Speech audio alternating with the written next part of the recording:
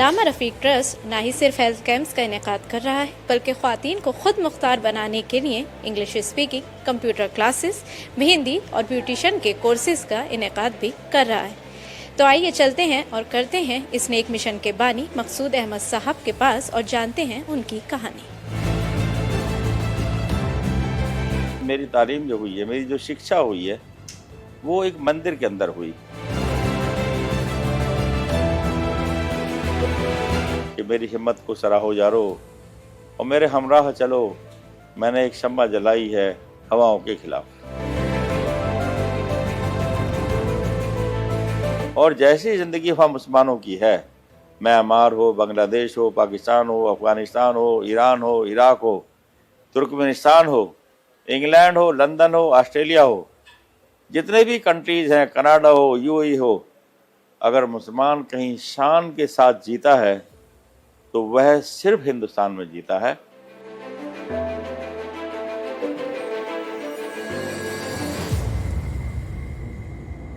जी मकसूद साहब, सबसे पहले आप ये बताइए कि ये अल्लामा रफ़ीक ट्रस्ट, अल्लामा रफ़ीक कौन थे और इनके नाम पे क्यों है? मैं सबसे पहले तो आपके चैनल का शुक्रिया अदा करता हूँ कि आपके चैनल का ऑफिस यहाँ से काफ़ी दूरी पर है, डिस्टेंस पर है, तो टेम्परेचर भी काफ़ी हाई है।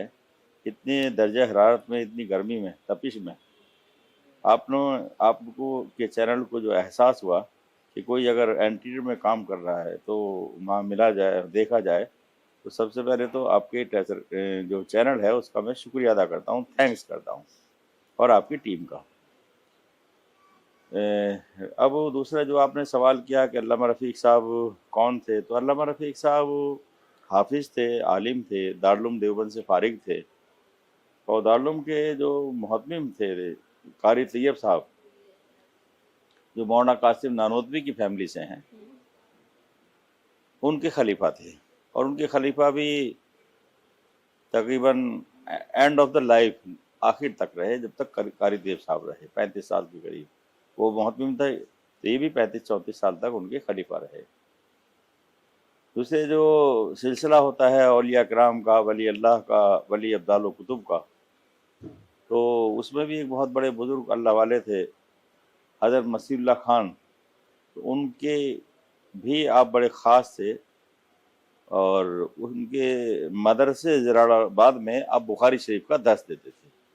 सियासत पर नज़र रखते थे, सियासी समझबूझ थी, लेकिन सियासत के अंदर आकर के सियासत नहीं करते थे, लेकिन सियासी हलकों में उनका अपना वजूद था, अपना असर था।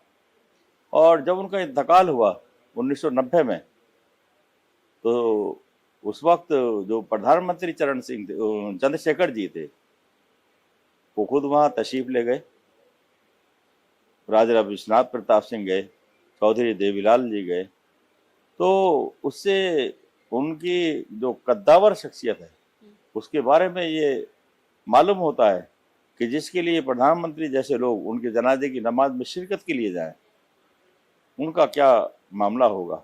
अब ये तो हो गई अल्लामा रफ़ीक साहब की बात। अब आप ये अपने बारे में कुछ बताइए और ये बताइए कि ये समाजी खिदमत करने का जो तहरीक मिली आपको, वो क्यों महसूस हुई? कहाँ से आपकी शुरुआत हुई इस सफ़र की?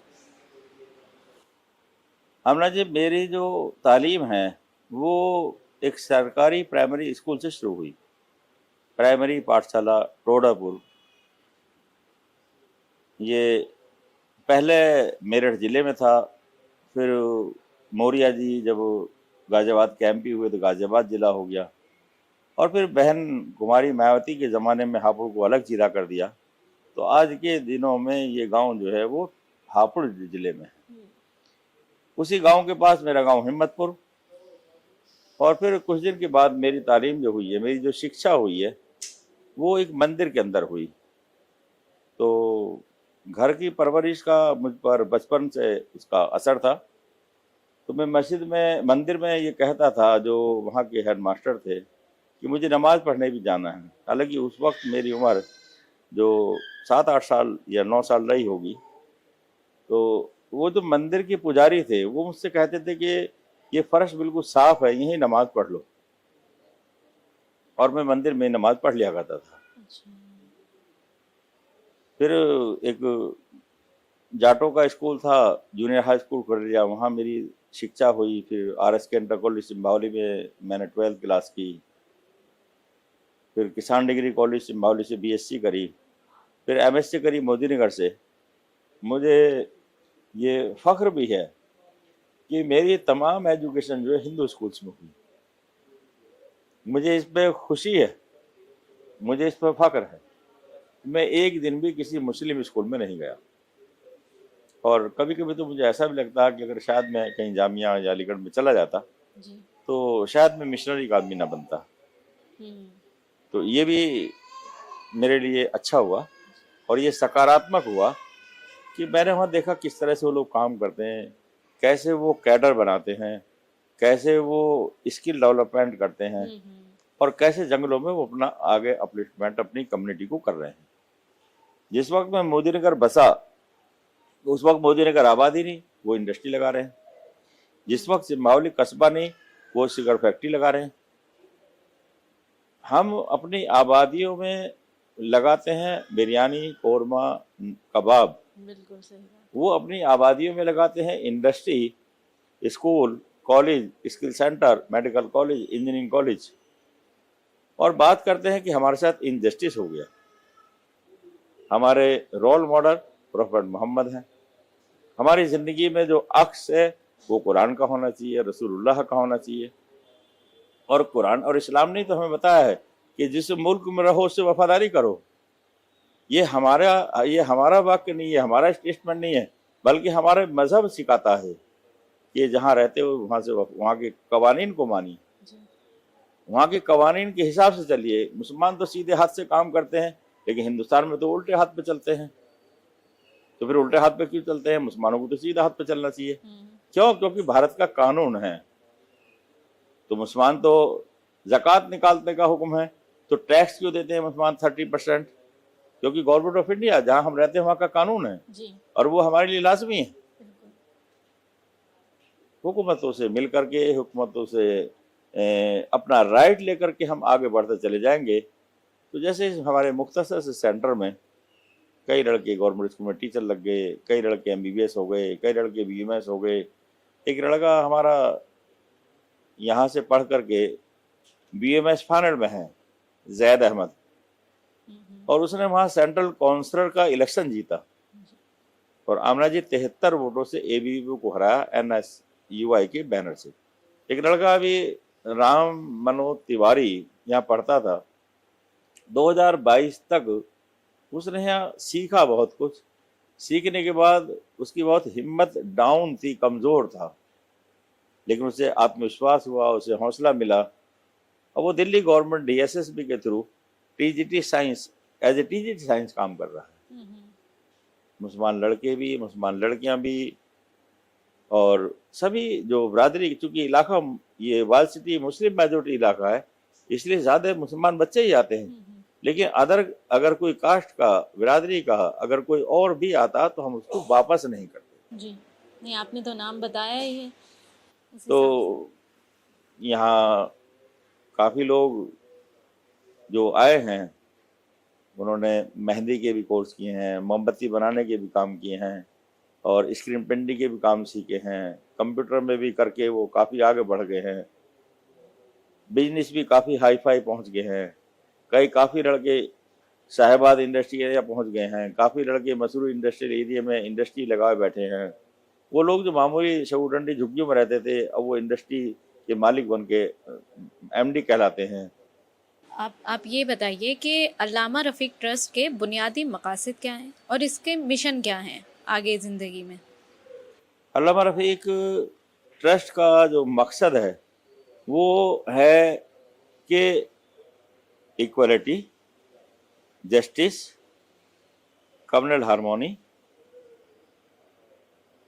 अगर हमारे प्यार मोहब्बत से हम रहेंगे तो समाज का ताना बाना चलता रहेगा। और अगर ये हमने आपस में नफरत खड़ी कर ली तो हमारा ताना बाना नहीं चलेगा। सही बात। तो हमारा असल, हम वक्त वक्त पे प्रोग्राम करते रहते हैं कम्युनल हारमोनी के लिए। हम इस पर रैली निकालते रहते हैं, हम छोटी छोटी मीटिंग कॉर्नर्स की करते रहते हैं, ताकि आपस में मोहब्बत और प्यार का पैगाम न सिर्फ कह के बल्कि करके, उसके लिए हम जो लोग सड़क पे खाली होते हैं, बेरोजगार होते हैं, या किसी वजह से जेल चले गए, लोगों ने अपने घर वालों ने छोड़ दिया, तो हम कई मौके पे उनको थोड़ा फाइनेंशियल उनकी मदद करके उनके कारोबार सेटल करने में भी ट्रस्ट की तरफ से मदद करते हैं, कोशिश करते हैं। कई ऐसे लोग हैं, एक साहब हैं तो वो डॉक्टर थे, क्लिनिक के पैसे नहीं थे, उन्होंने कहा मेरा नाम मत बताना, मुझे अगर आप 50,000 दे दें तो मेरी क्लिनिक सेट हो जाएगी। एक लड़का था, उसके नीलामी के घर के ऑर्डर आ गए शाहगंज गली शतरा में, मेरे पास आया, हमने कहा तुम बैंक वालों से तो हम कह देंगे घर नीलाम नहीं करेंगे, घर ना बेचो वरना किराए पर आ जाओगे। तो उसको माल के थोड़ा पैसे दे दिए, माल से उसका आगे काम बढ़ा, उसको प्रॉफिट से किस्त देने लगा, उसका मकान भी बाकी है और बैंक से उसका सारा लोन भी खत्म हो गया। बहुत बहुत बढ़िया बात है। ये तो आपकी बड़ी बात है कि आप सिर्फ हिस्सा कह रहे हैं, लेकिन अल्लामा रफ़ीक ट्रस्ट का बहुत बड़ा हाथ है इन सब चीज़ों में। जब ये ट्रस्ट बना, पहले तो आप मुझे ये बताइए कि इसका क़याम का क्या साल था, कब बना, और दूसरी चीज़ कि उसके बाद आपको किन चैलेंजेस का सामना करना पड़ा है। 1 मार्च 1996 में ट्रस्ट रजिस्टर्ड हुआ, और यहाँ चूँकि तालीम का माहौल नहीं था, यहाँ बिल्डर और दूसरे कारोबार का उरूज ज़्यादा था, तो लोग ये समझ ही नहीं पाए कि ये स्कूल और कॉलेज और ये सेंटर भी कोई चीज़ होती है। तो इसलिए अलॉटमेंट लोग अपोजिशन करते रहे, लेटर लिखते रहे। शायद यहाँ 2 या 3 ही लोग ऐसे हैं इस 4 लाख की आबादी में जी। जो काउंसलर और एमएलए के ओहदे पर रह करके हमारे खिलाफ लेटर नहीं लिखा। जैसे उसमें अजहर शगुफा ने हमारे खिलाफ लेटर नहीं लिखा, जी। हारून यूसुफ जो एमएलए थे उन्होंने लेटर नहीं लिखा, ताजदार बाबर यहाँ एमएलए थे उन्होंने लेटर नहीं लिखा खिलाफ। बाकी सब ने तो हमारे खिलाफ लिख के अलॉटमेंट कैंसिल कराने की अपील की। वो अलग बात है कि जब वो लेटर अलॉटमेंट कैंसिल कराने का लिखते थे और गवर्नमेंट के लोग आते थे और वो देखते थे, तो उनकी एक शिकायत पर 1 फ्लोर से 2 फ्लोर हमारे पास हो गए। खुशी इस बात की है जो मौजूदा वक्त में सरकार है, जिनकी हेड श्रीमती रेखा गुप्ता जी हैं, मैंने उनको 12 दिसंबर को एक चिट्ठी लिखी, एक खत लिखा कि मैम इस तरह से हालात हैं और एक स्कूल पेंडिंग है और लॉन्ग पेंडिंग है। मेरी उनसे कोई मुलाकात नहीं है, मैंने सिर्फ एक खत लिखा, लेकिन उस पर उन्होंने सेक्रेटरी एजुकेशन को, डायरेक्टर को, प्लानिंग डिपार्टमेंट को, सबको मेल भेजकर उसकी रिपोर्ट मांगी और मेरे पास भी कई अधिकारी आए। और मुझे लगता है कि सीएम इसमें सीरियस है जी। और शायद पुरानी दिल्ली के लिए शायद कहीं रेखा गुप्ता ही उन लड़कियों के विकास और उत्थान और उन्नति में कहीं मील का पत्थर साबित ना हो जाए। मैं उनके इस कदम की सराहना, प्रशंसा भी करता हूं आपके चैनल के माध्यम से, और उनको जो दिशा निर्देश प्रधानमंत्री ने इस सिलसिले में दिया है, जैसा कि मुझे मालूम हुआ है कि सरकार की तरफ से हरी झंडी मिली है कि इस स्कूल को तुरंत बनाया जाए, मैं सरकार का और सरकार के उन मंत्रियों का और प्रधानमंत्री कार्यालय का जिसमें डायरेक्शन आई है, उन सब का मैं आपके चैनल से शुक्रिया अदा करता हूं। और यहाँ की आवाम को जो गिफ्ट मिलने जा रहा है, खास तौर से जो लड़कियां यहाँ पढ़ेंगी और जो लेडीज टीचर उसमें होंगी, उनको जो रोजगार मिलेगा, और जब स्कूल होगा तो उसमें हेल्थ कैंपस भी होगा, प्ले ग्राउंड भी होगा, ये एक सराहनीय कदम होगा जिसकी जितनी प्रशंसा की जाए वो इतना ही कम है। लेकिन मैं एक बात और भी कहना चाहता हूं कि जो लोग इस वक्त चाहे दिल्ली वक्फ बोर्ड के हों या दूसरी एजेंसियों की हों, अगर कोई उसमें अड़चन डाल रहा है तो सीएम साहिबा उस पर कठोर कार्रवाई करवा के और उसकी जल्द से जल्द इस समस्या का निवारण करके और खुद अपने हाथ से इसकी बुनियाद रखे और इसकी शुरुआत करें। हम उनका खैर मकदम करने के लिए न सिर्फ ट्रस्ट के लोग बल्कि समाज के दूसरे लोग भी उनके वेलकम के लिए तैयार हैं। बहुत अच्छी बात कही आपने। तो मकसूद साहब, आपको यहाँ पे जो जो ये ट्रस्ट चला रहे हैं, तो क्या हुकूमत से या दीगर किसी इरादों से कोई ताउन हासिल है? दिल्ली गवर्नमेंट का माइनॉरिटी कमीशन था। पहले हमारी जो स्किल सेंटर होता था, तो उसका वो रिएम्बर्समेंट बिलो का करता था। अब काफी दिन से माइनॉरिटी कमीशन बना हुआ नहीं है, तो और जो पीछे आम आदमी की पार्टी की सरकार थी, उसमें भी दिल्ली माइनॉरिटी कमीशन का जो रिएम्बर्समेंट का जो प्रोसीजर था, वो उन्होंने पूरा नहीं किया, बल्कि जो 16-17 करोड़ रुपए उनको पैसा मिला था जीएडी से, वो उन्होंने सरकार को वापस कर दिया। तो इस ट्रस्ट में पढ़ने के बाद कोई ऐसे बच्चों की बात बताएं जो आगे मेडिकल में या यूपीएससी में या दीगर किसी और कोर्सेज में या ख्वातीन खुद मुख्तार हुई हैं, ऐसे लोगों के बारे में बताइए। यूपीएससी में तो यहाँ से अभी कोई बच्चा सेलेक्ट नहीं हुआ, लेकिन दिल्ली पुलिस में जी। जो पंत हॉस्पिटल की चौकी है, वहाँ एक लड़का नदीम है, वो यहीं से पढ़ के और यहीं से सारे काम करके यहीं से निकला, और वो इंस्पेक्टर है। Government senior secondary school DSSB के थ्रू 7-8 से ज्यादा लड़के गवर्नमेंट स्कूल में सेलेक्ट हो चुके हैं। अनस नाम का लड़का है, पीजीटी कॉमर्स है, government senior secondary Lajpat Nagar में। एक और लड़की है, मेरा उस वक्त नाम ध्यान में नहीं आ रहा, वो government senior secondary school Paharganj में, वो यहीं की स्टूडेंट रही 6ठी से लेके और आखिर तक, और वो गवर्नमेंट स्कूल में टीजीटी सोशल साइंस है। तो ऐसे बहुत सारे ऐसे नाम हैं जो गवर्नमेंट स्कूलों में सेलेक्ट हुए। डीएसएसबी के थ्रू टीचिंग में भी और नॉन टीचिंग में भी, लेकिन यूपीएससी में हमारा कोई बच्चा अभी तक सेलेक्ट नहीं हुआ, लेकिन इसकी कोशिश जारी है और एक ना एक दिन जरूर रिजल्ट आएगा, वहां पे भी हमारे बच्चे सेलेक्ट होंगे इंशाल्लाह। ये जो आप हेल्थ कैंप्स ऑर्गेनाइज करवाते हैं, फ्री हेल्थ कैंप्स, उसके बारे में बताइए। और ये यहाँ मैं देख पा रही हूँ कि एक डॉक्टर यहाँ पे बैठे हुए हैं मुसलसल, तो ये बताइए कि ये डॉक्टर यहाँ पे चेकअप क्या चार्ज करते हैं, क्या किस हिसाब से है सब चीज़? ये डॉक्टर नजम साहब हैं, इनके फादर एमएलए थे डॉक्टर वदूद खान साहब, और ये अपनी सर्विस देते थे, मात्र 30 रुपये चार्ज करते हैं, और उसमें सब दवाइयाँ वगैरह देते हैं। अगर एलोपैथिक के मरीज आते हैं तो एलोपैथिक, और यूनानी और आयुर्वेद के आते हैं तो यूनानी और आयुर्वेदिक, ये सब इन्हें दवाई देते हैं उस 30 रुपये में, और शुगर ये 20 रुपये में चेक करते हैं। किसी पे नहीं होते 30 रुपये तो उसको भी दवाई देते हैं। और कैंप में एक मरतबा कैंप अभी हमारा गंगाराम के कोलैबोरेशन में लगा था, तो गंगाराम के डॉक्टर्स ने हमसे कोई चार्ज नहीं लिया। उनकी कुछ मशीनरी आई थी तो उसको गाड़ी का चार्ज उन्होंने लिया था। अच्छा। बाकी डॉक्टर्स की फीस या कोई और चार्ज हमसे नहीं लिया।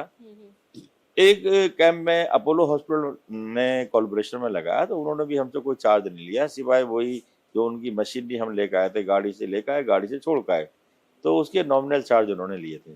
राजीव गांधी कैंसर हॉस्पिटल भी हमारे साथ यहाँ पार्टनरशिप में कैंप लगा चुका है, तो उन्होंने भी हमसे वही जो नॉमिनल, सिर्फ अपनी मशीनरी लाने ले जाने के उन्होंने हमसे चार्ज लिए, लेकिन उनकी तमाम जो स्पेशलिस्ट डॉक्टर थे उन सब की सर्विसेज उन्होंने फ्री दी, सबने फ्री दी।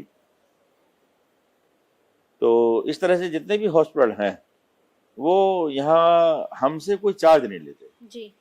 और जब वो हमसे चार्ज नहीं लेते तो हम आगे मरीजों से पैसे नहीं लेते जी।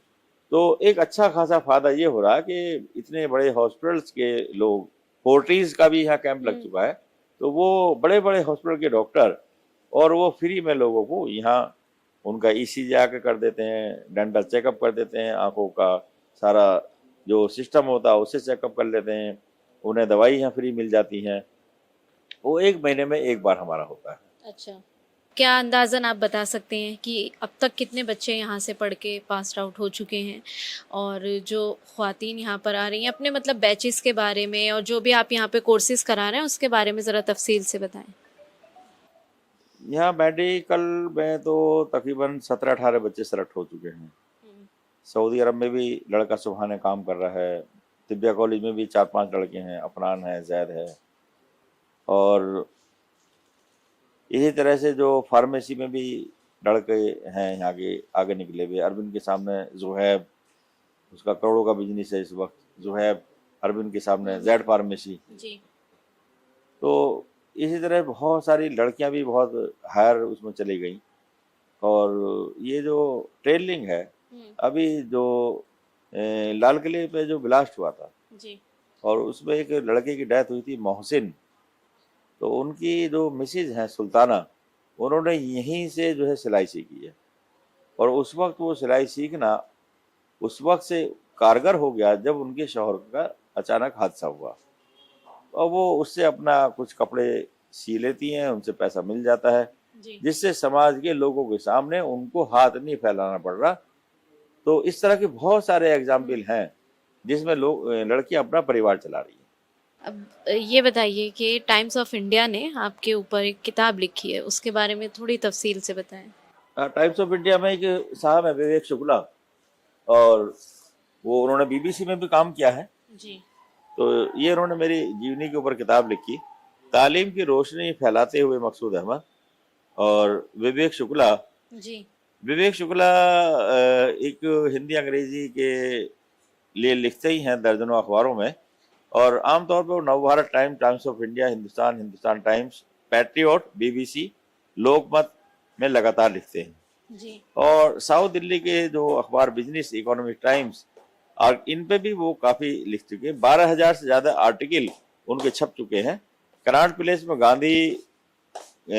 गांधी और इस तरह की बहुत सारी किताबें उनकी आ चुकी हैं। और उन्होंने मेरे ख्वाब के बारे में भी लिखा कि अब मकसूद साहब का क्या ख्वाब बाकी रह गया है। तो उसमें उन्होंने ये भी लिखा कि सर सैयद अहमद की पुश्तैनी हवेली को लाइब्रेरी में या म्यूजियम में बदल दिया जाए, क्योंकि सर सैयद ने सबके घरों में रोशनी पहुंचाई थी, लेकिन उनका घर अपना अंधेरे में है। ये गोलचा सिनेमा की ठीक बैक साइड में है। वहाँ या तो बकरे या मेढे रहते हैं, और कुछ लोगों ने अवैध कब्जे कर रखे हैं। वैध या अवैध कब्जे करना, इससे हमारा सरोकार नहीं है। सरकार चाहे तो उनको शिफ्टिंग रिशफल करके और उसको म्यूजियम में, जैसे मिर्जा गालिब की हवेली को किया है, इस तरह से कर सकती है। एक ख्वाब उन्होंने मेरा लिखा कि कमरा बंगस पे लड़कियों का स्कूल बन जाएगा, तो ये मकसूद साहब का ख्वाब पूरा हो जाएगा। बहुत अच्छा लगा ये देखकर कि आपके ऊपर पूरी एक किताब लिखी गई है। अब आखिर में बस आप क्या पैगाम देना चाहेंगे यूथ को, ख्वातीन को, या जो भी आप जिनको भी पैगाम देना चाहते हैं? मैं ये पैगाम देना चाहता हूँ कि इस हिंदुस्तान में खास तौर से बिलखुसूस जो मुसलमान हैं, उस देश को ये माने कि देश हमारे आदम अलैहिस्सलाम जो स्वर्ग से जन्नत से आए थे, ये उनकी जगह है। और ये जगह जब हमारी है तो इसका विकास करना, इसको सींचना, इसको आगे बढ़ाना, ये आदम की औलाद की जिम्मेदारी है। हम उनको नबी मानते हैं, अपना बड़ा मानते हैं, और उनका कलमा पढ़ते हैं, ला इलाहा इल्लल्लाह। आखिरी नबी का कलमा पढ़ते हैं, ला इलाहा इल्लल्लाह मुहम्मद रसूलुल्लाह। हमारे नबी ने भी कहा कि हिंदुस्तान की सरजमीन से मुझे ठंडी हवा आती है, मुझे सुकून मिलता है। तो मैं हिंदुस्तान के बिलखुसूस मुसलमानों से अपील करना चाहूँगा कि दुनिया के जितने भी ममालिक हैं और जैसी ज़िंदगी वहाँ मुसलमानों की है, म्यांमार हो, बांग्लादेश हो, पाकिस्तान हो, अफगानिस्तान हो, ईरान हो, इराक हो, तुर्कमेनिस्तान हो, इंग्लैंड हो, लंदन हो, ऑस्ट्रेलिया हो, जितने भी कंट्रीज़ हैं, कनाडा हो, यूएई हो, अगर मुसलमान कहीं शान के साथ जीता है तो वह सिर्फ हिंदुस्तान में जीता है। अगर पूरी दुनिया का विश्व गुरु बनेगा, अगर पूरी दुनिया के लिए सुपर पावर होगा, हम दूसरे लोगों की तरफ ना जाएं कि वो क्या कर रहे हैं, हम अपने ऊपर जाएं कि हमारी क्या जिम्मेदारी है। हम रोशनी फैलाने वाले हैं, हम कुरान वाले हैं, हम इस्लाम वाले हैं। हम सारी कम्युनिटी को अपना रोल मॉडल दिखाएं कि हमारी क्या जिम्मेदारी है। हम ये ना बात करें कि उन्होंने हमारे साथ इनजस्टिस कर दिया, हम जस्टिस का पैमाना लेके चलें, जैसे ख्वाजा मोइनुद्दीन चिश्ती रहमतुल्लाह ने दिखाया, जैसे ख्वाजा निजामुद्दीन औलिया रहमतुल्लाह ने दिखाया, जैसे कलियर शरीफ वालों ने दिखाया, जैसे कुतुबुद्दीन बाकी काकी रहमतुल्लाह ने दिखाया, ख्वाजा बाकी बिल्ला साहब ने रास्ता दिखाया। हम वो वाला काम करें। हम प्यार मोहब्बत का काम करें। कहीं इन्होंने हुकूमतों की बात नहीं करी। तेहरे से 7 से ज्यादा बादशाह। बहुत सही बात कही। जैसा कि अल्लामा रफ़ीक ट्रस्ट एक रोशनी फैला रहा है। बेहद शुक्रिया आपका मकसूद साहब, अपना कीमती वक्त आवाज़ वॉइस को देने के लिए। तो ये थे हमारे साथ अल्लामा रफ़ीक ट्रस्ट के बानी मकसूद अहमद साहब, जिनकी मेहनत और लगन एक नई मिसाल कायम कर रही है। और ऐसी ही दिलचस्प वीडियोस के लिए देखते रहिए आवाज़ दी वॉइस। कैमरामैन साजिद के साथ मैं आमना फारूक।